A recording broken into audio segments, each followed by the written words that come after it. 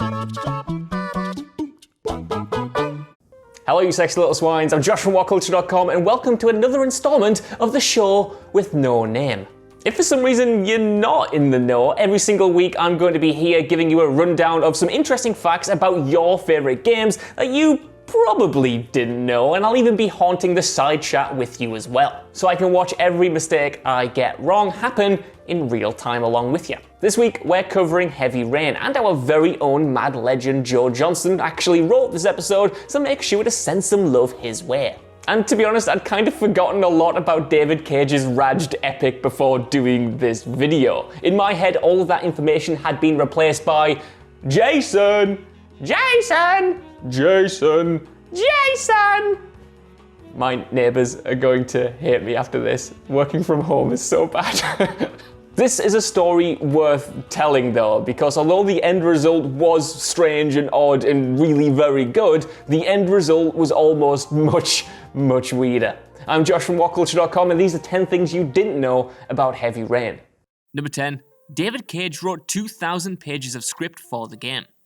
Heavy Rain is an incredibly dense game with its multi-layered branching narrative presenting the player with a near-endless combination of choices and consequences. To achieve this, David Cage wrote a script that was over 2,000 pages long. To put that into perspective, the average screenplay is between 90 and 120 pages, equaling roughly 1 page per minute. Now there are games that of course top that figure, and Hideo Kojima's writing immediately springs to mind, but what's impressive about Heavy Rain's script is how much of it will have had to depend on the previous actions of the player. While the earlier scenes would have been relatively straightforward, later parts of the script would have required a huge amount of variation. Each scene would be dependent on not just which characters were still alive, but how those characters had interacted with one another previously, and how their earlier scenes had played out. As someone who can barely even put together one of these top 10 list scripts, I totally respect that, and it makes brushing those plot holes off that bit easier.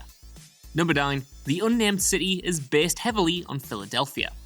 Much like 7, Heavy Rain takes place in a city that goes unnamed throughout the story, but 7, of course, as we all know if you've been watching that film theory, is set in Gotham City. Cage, on the other hand, opted to not identify his city as it would feel more universal to its audience, but also to accentuate the feeling that its protagonists are all lost in one way or another. Still, upon finding out that M. Night Shyamalan's Unbreakable and The Sixth Sense were both shot in Philadelphia, he opted to scout the city for further inspiration. Cage, admitting himself to having little experience of American cities outside of New York and Los Angeles, was taken aback by his experience in Philadelphia. He and his crew saw poverty, violence, and despair firsthand, and immediately knew that it was the perfect inspiration for the game's setting. Residents of Philly as well were especially impressed by the designer's attention to detail, from the smoke-belching industrial skylines right down to the architecture and street signs. On the other hand, of course, the game could still well be set in Gotham City for all we know, and we might have all just missed that secret ending in which Batman interrupts the protagonist's intrepid detective work and hangs the Origami Killer from a gargoyle.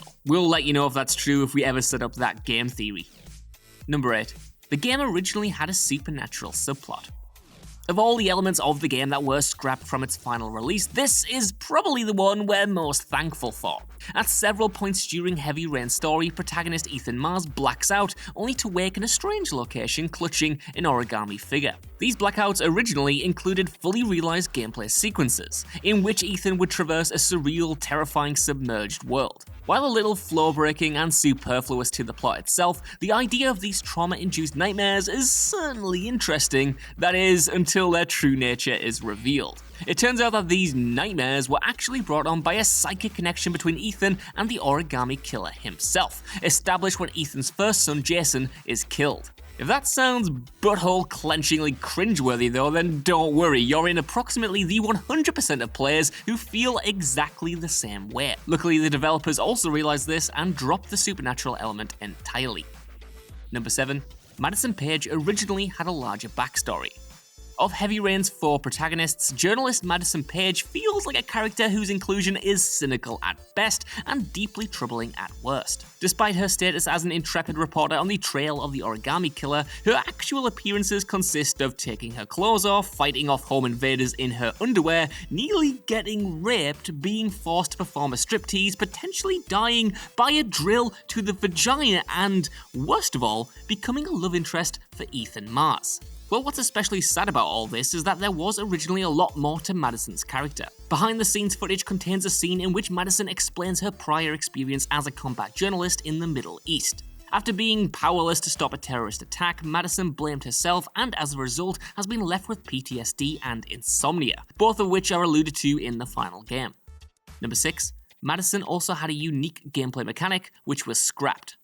Rubbing further salt into the wound of Madison being reduced to a highly sexualized victim is the knowledge of scrapped gameplay segments in which she got to do things other than take off her clothes. Most significant was the newspaper she worked for. Their office was originally going to be a major set piece that was revisited multiple times throughout the game. Here the player would be able to have Madison dig through archives and carry out research on the Origami Killer, and then write articles which could contribute to later gameplay events. This would have lent an open-ended and interestingly procedural element to certain segments of an otherwise relatively linear game. To add to this, the office would have allowed Madison to interact with other characters who didn't want to mutilate her, allowing her aforementioned backstory and personality to be fleshed out even more. Alas, these were scrapped for slowing the game down, much like Ethan's nightmare sequences.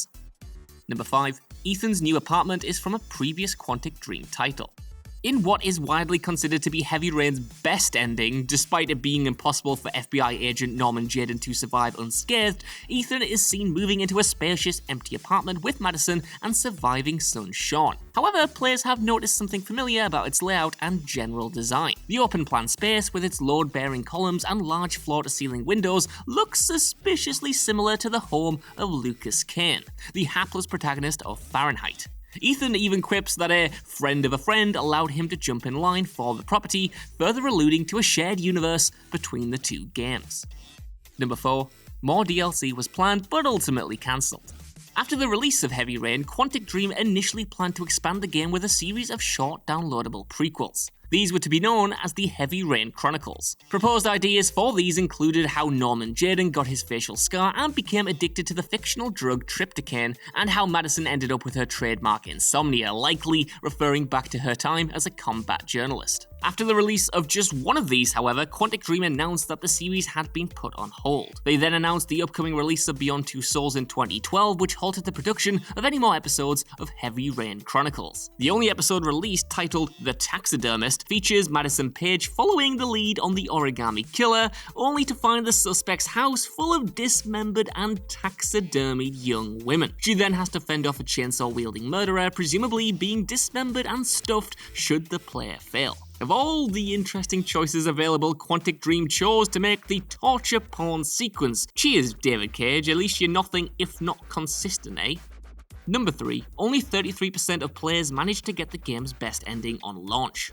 One of Heavy Rain's greatest original selling points was its vast number of different endings depending on the player's action throughout. These stemmed from the Origami Killer facing the sharp end of an industrial waste crusher and everyone else living happily ever after, to the Origami Killer walking free while everyone else meets a miserable waterlogged end. During the game's original release on the PlayStation 3, only a third of players managed to achieve the quote-unquote best ending though, in which Ethan and Madison embark on a new life, Norman Jayden resigns from the FBI, and, spoiler alert, murderer Scott Shelby gets shredded into chili con carne. This is hardly surprising though, as many action sequences in the game could kill a player simply for missing a couple of prompts, and failing to rescue Sean in time always results in the death of both Ethan Mars and Norman Jayden. Since the game's re-release in the form of the PlayStation Move Edition, yeah, I don't know why that happened either, PS4 remastering and PC release though, that number has risen sharply.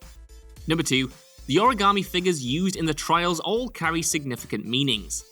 Clearly inspired by their use throughout Ridley Scott's masterpiece Blade Runner, origami figures are a central motif that runs throughout Heavy Rain. Upon waking up from his fugue states, Ethan is clutching them and is presented with them when faced with one of the many trials he must undergo to save Sean. However, these figures have not simply been chosen at random, they're all entirely relevant to Ethan's upcoming experience. The bear, presented before the first trial, represents the violent nature and weight of the creature as Ethan is forced to drive the wrong way down a freeway freeway into oncoming traffic. The lizard symbolizes the creature's ability to remove its own tail to escape from danger, presented to Ethan when he is forced to remove one of his own fingers to save Sean, and the rat, historically a symbol of disease, is presented when Ethan must drink a potentially lethal poison. The list goes on, and it is nice to know that the use of origami was more than just a surface-level aesthetic choice, or worse, a little bit of a ripoff. This is actually really cool. Number 1. Microsoft turned the game down as an exclusive.